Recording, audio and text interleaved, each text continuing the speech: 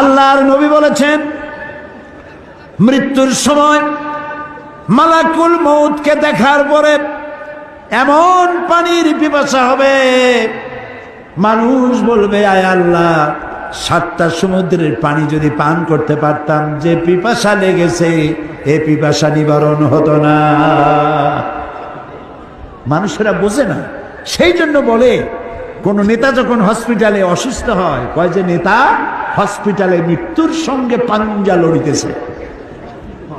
হ্যাঁ, মৃত্যুর সাথে পাঞ্জা লড়বা তুমি?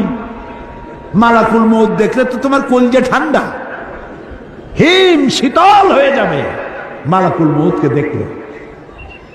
প্রিয় ভাই সব, আল্লাহ রাব্বুল আলামিন এই শরীরটাকে বাঁচাবার জন্য যা যা প্রয়োজন সব আপনার আমার সাথে দিয়ে দিয়েছেন। আল্লাহু আকবার।